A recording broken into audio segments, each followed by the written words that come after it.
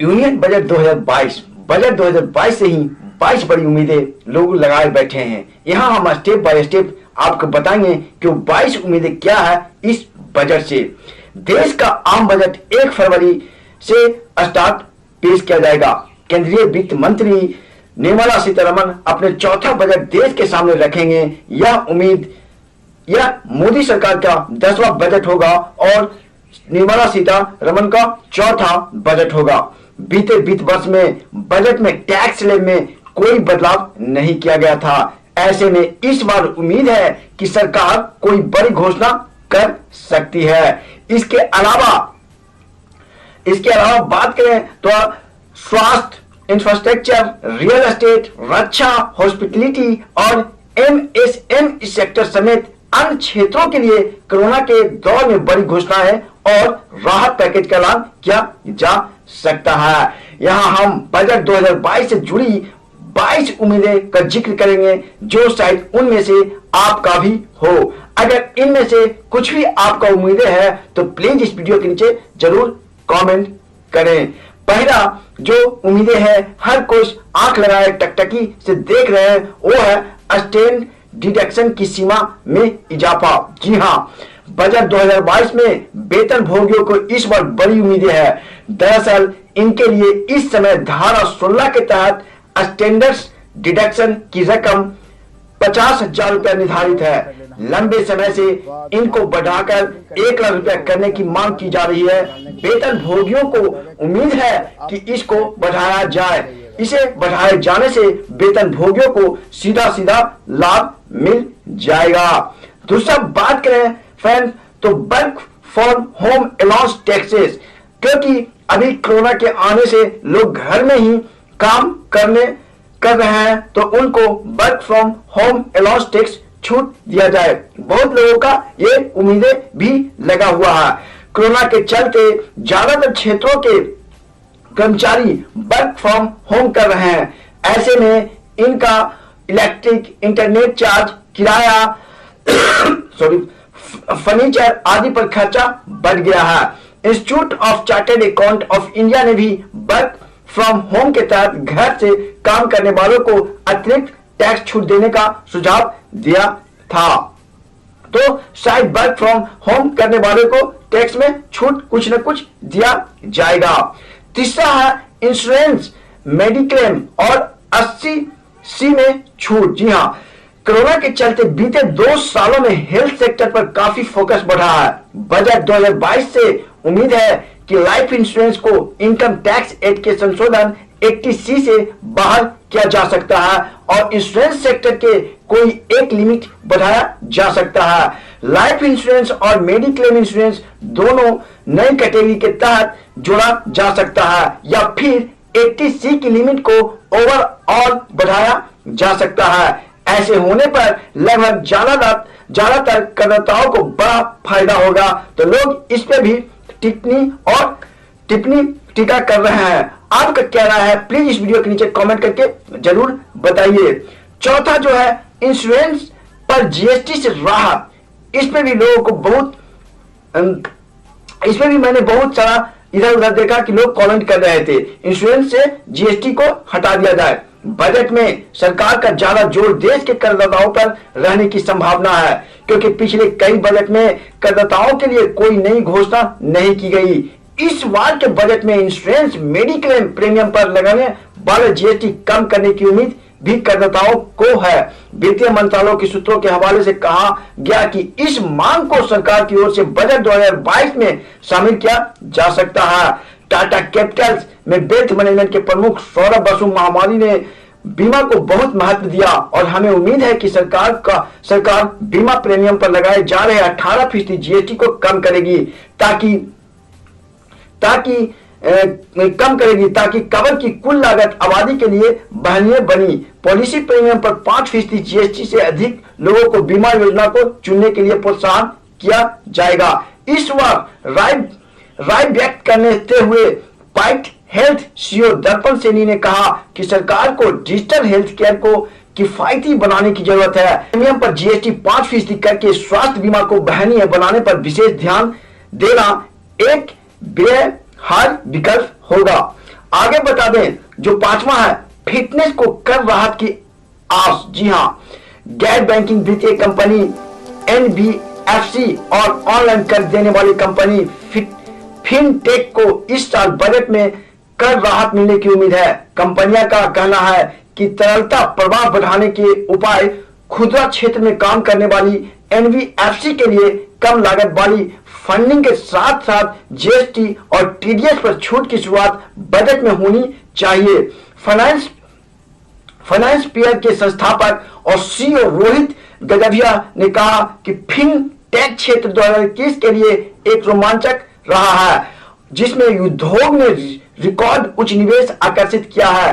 Fintech और NBFC क्षेत्र में ने ग्रामीण बाजार में गहरी पैठ बनाई है, जहां बैंकिंग सेवाएं एक चुनौती थी। बजट 2022 को अनुकूल नीति और प्रतिबंधों में ढील देकर फिनटेक उद्योग की वृद्धि और सफलता को प्रोत्साहित करना चाहिए। एक मजबूत डेटा सुरक्षा तंत्र के बिना फलता फूलता डिजिटल बुनियाद ढांचा पूरा नहीं होगा। इस केंद्रीय बजट में डेटा सुरक्षा के लिए आवश्यक बुनियाद ढांचे का निर्माण पर ध्यान केंद्रित करना चाहिए। और छठा जो है फ्रेंड्स, मेन मुद्दा है, ऑटोमोबाइल के क्षेत्र में मिलेगी राहत। जी हां, घरेलू ऑटोमोबाइल सेक्टर पिछले 2 दशकों के सबसे बुरी दौर से गुजर रहा है। देश के कुल जीडीपी में ऑटोमोबाइल सेक्टर का योगदान 7.5% है, जबकि यह प्रत्यक्ष और परोक्ष तौर पर 10 लाख लोगों को रोजगार देता है। इस क्षेत्र को नए निवेश के लिए तैयार करने के लिए प्रोत्साहन चाहिए। खास तौर पर ऑटोमोबाइल सेक्टर में एक समान टैक्स लगाने की व्यवस्था भी लागू करने की मांग हो रही है। ऑटोमोबाइल सेक्टर ईवीएस के पक्ष में है। ऑनलाइन कार खरीदते बिक्री और प्लेटफॉर्म डूम टेक्नोलॉजी लिमिटेड के CEO M R Sandeep Agarwal ने कहा कि पिछले 2 दशकों में ऑटोमोबाइल क्षेत्र में जबरदस्त विकास और परिवर्तन हुआ है। कोविड के बाद हमने देखा कि भौतिक संपर्क से बचने के कारण ऑटोमोबाइल खरीद और बिक्री तेजी गति से ऑनलाइन हो रही है। ऐसे में उम्मीद है कि ऑटोमोबाइल उद्योग के नियमों को डिजिटलीकरण जारी रहेगा। हमें उम्मीद है कि सरकार ईवी मांग को बढ़ावा देने के लिए बुनियाद ढांचा निवेश करेगी। दोस्तों, आगे हम बात करेंगे डिजिटल इंडिया को बढ़ावा देना। जी हां, सबसे आम लोग को टकटकी लगा के इसे ही देख रहे हैं कि विशेषज्ञों के अनुसार अर्थव्यवस्था में वित्त 2021-22 के दौरान शानदार ग्रोथ नजर आई है और देश फिर से विकास की राह पर अग्रसर है। अगर सरकार रिफॉर्म बनाए रखती है तो इससे 2022 में रिकवरी तेजी से होगी और इकोनॉमिक बूस्टर का टेम्पो बना रहेगा। स्टार्टअप गतिविधि और सरकार की राहत पैकेज से भी भारत में ई ऑफ डूइंग बिजनेस को बढ़ावा मिलेगा। डिजिटल इंडिया को बढ़ावा देने और संरचना को सरल बनाने और लैंड लेबर लॉ में सुधार से ईज ऑफ डूइंग बिजनेस को बढ़ावा मिलता है। ऐसे में सरकार इन उम्मीदों को कायम रखने में कायम रहेगी। 8वां है प्रोत्साहन पैकेज की उम्मीदें। जी हां, गौरतलब है कि पिछले वित्त वर्ष केंद्र सरकार ने कोरोना वायरस महामारी से प्रभावित अर्थव्यवस्था को फिर से जीवित करने के लिए कई प्रोत्साहित पैकेज की घोषणा की थी। ऐसे में इस बार भी देश की अर्थव्यवस्था पर कोरोना के नए स्वरूप ओमिक्रॉन वेरिएंट का साया है, तो उम्मीद है कि इस बार फिर से कुछ बड़े प्रोत्साहन पैकेज की घोषणा वित्त मंत्री द्वारा की जाएगी। 9वां जो है, लोगों को टकटकी लगा के देख रहे हैं, रियल एस्टेट को मिलेगा बूस्ट। जी हां, इस साल केंद्र सरकार बजट टैक्स और वेवर में कुछ प्रमुख छूट रॉ मटेरियल पर जीएसटी में कटौती की पेशकश करके रियल एस्टेट क्षेत्र में सहायता भूमिका निभा सकता है। चूंकि यह क्षेत्र देश के सकल घरेलू उत्पाद जीडीपी में सबसे बड़ा योगदानकर्ता में से एक है। इस क्षेत्र को मजबूत करने से संबंध आर्थिक गतिविधियों को भी बढ़ावा मिलेगा, जिससे समग्र रूप से अर्थव्यवस्था में सकारात्मक बदलाव आएगा। विशेषज्ञों के माने तो लोगों ने कोविड के बाद के दौर पर घर खरीदने के महत्व को महसूस किया है, जबकि सरकार ने स्टैंप ड्यूटी में कटौती, सबसे कम होम लोन दरों में कुछ लाभ दिए हैं और समर्थन किया है। आगामी बजट को रियल एस्टेट क्षेत्र का समर्थन करना जारी रखना चाहिए, क्योंकि यह देश के सकल घरेलू उत्पाद में एक महत्वपूर्ण योगदान। 10वां है करोड़ों मरीजों और उनके परिवार को राहत। कोरोना महामारी के चलते कई लोगों के रोजगार छीन गया तो कई की आय बिल्कुल कम हो गई। ऐसे में आम लोग बजट 2020-22 को उम्मीदों से देख रहे हैं। कोरोना महामारी के दौरान कई कोरोना मरीजों व उनके परिवारों को केंद्र सरकार, राज्य सरकार और कंपनियों द्वारा दोस्तों और समाज सेवकों से वित्तीय सहायता मिली, लेकिन बहुत से लोग यह पूरी लड़ाई अपने बूते लड़नी पड़ी है। इसे लेकर विशेषज्ञों का कहना है कि ऐसे लोगों को कोरोना के इलाज पर हुए खर्च पर डिडक्शन का फायदा देने पर सरकार विचार करे। यही मुद्दा कई जगह टिप्पणी और टीका करते हुए लोगों को मैंने सुना और देखा था। 11वां जो टॉपिक मैंने लिया फ्रेंड्स, वो है ज्वेलरी उद्योग ने समान रखी मांगे। जी हाँ, आगामी 1 फरवरी को देश का जो आम बजट पेश किया जाएगा उससे देश के करदाताओं समेत सभी बड़े उम्मीदें हैं। ज्वेलरी सेक्टर ने भी अपनी मांग सामने रखी है। The Boolean and jewellers association के चेयरमैन योगेश सिंह सिंगला का कहना है इनकम टैक्स के 3 स्लैब रेट 10%, 15% और 20% से ऊपर नहीं होना चाहिए। सोना, चांदी और हीरा की खरीद बिक्री के लाभ पर लॉन्ग टर्म कैपिटल गेन 20% से घटाकर 10%, अब्बा शॉर्ट टर्म 30% से घटाकर 20% होना चाहिए। इसके साथ ही उन्होंने सुझाव दिया कि क्रेडिट कार्ड पर कोई बैंक चार्ज नहीं लगना चाहिए। जीएसटी सेल्स टैक्स की तरह 1% होना चाहिए और सोना चांदी के आयात पर कस्टम ड्यूटी 4% होनी चाहिए। इससे इस क्षेत्र को बड़ी राहत मिलेगी। ये तो लोगों का अपना अपना राय है दोस्तों, लेकिन देखिए इस बजट में क्या होता है। 1 फरवरी 2022 को बजट स्टार्ट हो जाएगा।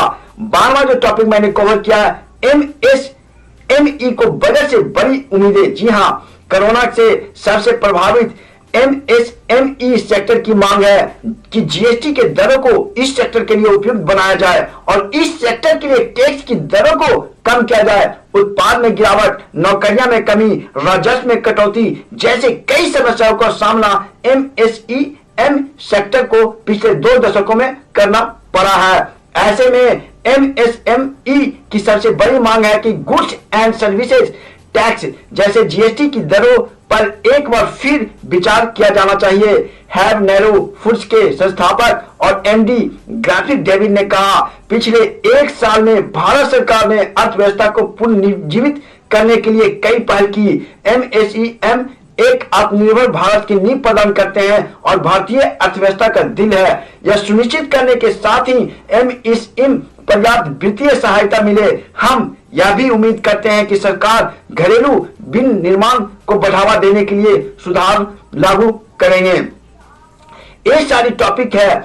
आगे मैं बता दूं 13वां जो मैंने इसमें कवर किया है कि इनकम टैक्स के 80D सेक्शन में बदलाव। जी हाँ, इनकम टैक्स के 80D में बदलाव होना चाहिए। आपको बता दें कि इनकम टैक्स के सेक्शन 80D के तहत वरिष्ठ नागरिकों को 50,000 रुपए तक डिडक्शन का लाभ दिया जाता है। हालांकि यह फायदा उन्हें तभी मिलता है जब वह किसी हेल्थ इंश्योरेंस के तहत कवर नहीं है। इस बार के बजट में विशेषज्ञों का अनुमान है कि केंद्रीय वित्त मंत्री निर्मला सीतारमण अपने बजट भाषण के दौरान सेक्शन 80D के तहत सभी उम्र के लोगों को डिडक्शन का फायदा देने पर विचार कर सकती है जो उन्होंने कोरोना संक्रमण के लिए खुद को या अपने परिवार के किसी सदस्य के इलाज पर खर्च किया।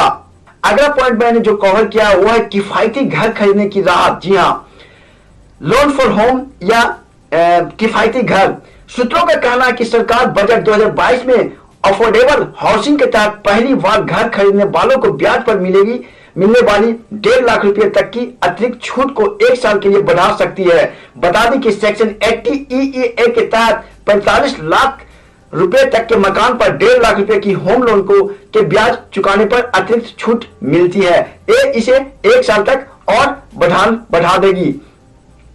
पीपीएफ की सीमा 3 लाख होने की उम्मीद है। जी हाँ, चार्टर्ड अकाउंटेंट की संस्थापक ICAI ने भी वित्त मंत्री को अपना सुझाव दिया है। इंस्टीट्यूट ऑफ चार्टर्ड अकाउंटेंट ने वित्त मंत्री को पब्लिक प्रोविडेंट फंड में निवेश की अधिकतम सीमा को मौजूदा 1.5 लाख रुपए से बढ़ाकर 3 लाख रुपया करने की सुझाव दिया है।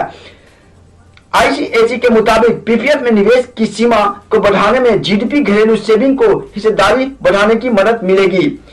16वां जो मैंने टॉपिक कवर किया फ्रेंड्स, हेल्थ केयर क्षेत्र के आवंटन बढ़ाने की उम्मीदें। कोरोना महामारी की इस दौर में फार्मास्यूटिकल इंडस्ट्री को उम्मीदें है कि इस बजट में हेल्थ केयर सेक्टर के लिए कुल फंड आवंटन की बढ़ोतरी की जाएगी। इसके साथ ही व्यापार का आसान बनाने के लिए प्रक्रियाओं को सरल करने की मांगे की गई है। इस बार विशेषज्ञ कोविड-19 में बढ़ती असमानताओं को दूर करने के लिए वेल्थ टैक्स विरासत कर को फिर से शुरू किया जाने की उम्मीदें कर रहे हैं। कृष्ण डायग्नोस्टिकल लिमिटेड के कार्यकारी निदेशक यशुमथु ने कहा कि पिछले कुछ वर्षों में हमने स्वास्थ्य सेवा क्षेत्र के लिए बजटीय आवंटन में वृद्धि देखी है। हाल ही में शुरू किया गया Ayushman Bharat health care infrastructure mission सही दिशा में एक बड़ा कदम है। बजट 2022 में स्वास्थ्य क्षेत्र के इस बार में भी बड़ी उम्मीदें हैं। उन्होंने कहा चूंकि स्वास्थ्य और समग्र कल्याण के लिए बुनियादी ढांचे को मजबूत करने पर ध्यान केंद्रित करना चाहिए। इस प्रकार भारत के ग्रामीण हिस्सों में त्वरित निदान केंद्र तक पहुंच को सक्षम करना चाहिए। आगे बात करें हॉस्पिटलिटी सेक्टर की आस। जी हाँ, जहां लोग अपनी अपनी आस लगा के बैठे हुए हैं, वहीं पे हॉस्पिटलिटी सेक्टर के भी अपनी आसें हैं। हॉस्पिटलिटी क्षेत्र उन सेक्टरों में शामिल है जिस पर कोरोना महामारी का सबसे ज्यादा असर हुआ। इस महामारी का प्रकोप खामियाजा भुगत रहे हॉस्पिटलिटी क्षेत्र के बजट 2022 में एक बहाल जीएसटी इनपुट टैक्स क्रेडिट देख रहा है। वहीं सेक्टर रेस्टोरेंट व्यवसाय को एक और लॉकडाउन के बचाने के लिए एक सिस्टम चाहता है। आगे बात करें किसानों की, तो किसान को मिल सकती है बड़ी सौगात। यहाँ पे प्रधानमंत्री किसान सम्मान निधि योजना के अंतर्गत देश के किसानों को दी जाने वाली आर्थिक सहायता राशि में बढ़ोतरी की जा सकती है। इस योजना के अंतर्गत किसानों को अभी 6,000 रुपया सालाना रकम दी जाती है। वहीं 1 फरवरी को वित्त मंत्री निर्मला सीतारमण द्वारा पेश की जाने वाली बजट में इस राशि को बढ़ाने का ऐलान हो सकता है। पीएम किसान योजना की राशि को बढ़ाकर 8,000 रुपया किया जा सकता है। ऐसा लोगों को अटकलें लगाए जा रहे हैं। बात करें फ्रेंड्स 19 तो शेयर बाजार की ओर से मांगे। लोग शेयर बाजार में भी लोग मांग कर रहे हैं। स्टॉक मार्केट प्लेटफॉर्म की भी बड़ी उम्मीद बजट पर टिकी है। वे प्रतिभूति लेन देन कर में कमी चाहते हैं। शेयर बाजार विशेषज्ञों का मानना है कि वित्त मंत्री को सिक्योरिटी ट्रांजैक्शन टैक्स खत्म कर देना चाहिए या इसमें कमी करना चाहिए। आगे पॉइंट जो मैंने कवर किया है फ्रेंड्स, वहां पे देखिए क्रिप्टो करेंसी को लेकर के। जी हाँ, सरकार आगामी आम बजट में क्रिप्टो करेंसी की खरीद बिक्री को कर के दायरे में लाने पर विचार कर सकती है। कर विशेषज्ञों को माने तो सरकार इस बजट में एक निश्चित सीमा पर ऊपर क्रिप्टो करेंसी की बिक्री और खरीद पर TCS लगाने पर विचार कर सकती है। उन्होंने कहा इस तरह के लेन देन को विशेषज्ञों लेन देन के दायरे में लाया जाना चाहिए। 21वां जो मैंने पॉइंट कवर किया है वह विमानन उद्योग कर राहत का उम्मीद। जी हाँ, विमानन उद्योग कम से कम 2 वर्ष के लिए कर छूट है और न्यूनतम वैकल्पिक कर के लिए निलंबन की उम्मीद कर रहा है। इसके अलावा महामारी प्रभावित एयरलाइंसेस भी न्यूनतम वैकल्पिक कर को निलंबित करना चाहिए। कोरोना महामारी में विमान क्षेत्र को भी भारी नुकसान पहुंचा है। 22वां जो मैंने कवर किया पॉइंट कवर किया फ्रेंड्स, वो है FMCG क्षेत्र ने जताई यह इच्छा। FMCG क्षेत्र की इच्छा है कि सीतारमण लोगों के हाथों में पैसे देना जारी रखे, खासकर ग्रामीण क्षेत्र में। इस क्षेत्र की ओर विभिन्न बिंदुओं पर चर्चा करने के बाद वित्त मंत्रालय को अपने सुझाव भेजे गए। क्षेत्र को उम्मीद है कि वित्त मंत्री इस ओर ध्यान जरूर देंगे। तो दोस्तों, आज का यह वीडियो कैसा लगा प्लीज इस वीडियो के नीचे कमेंट करें और अपना राय जरूर दें कि आखिर मैंने जो टॉपिक कवर किया इसके अलावा आपकी क्या उम्मीदें हैं। तो आज का वीडियो यहीं तक। आज के वीडियो के लिए हमारे चैनल बनाए। Thanks for watching our channel katkooli.com। Bye friends, take care.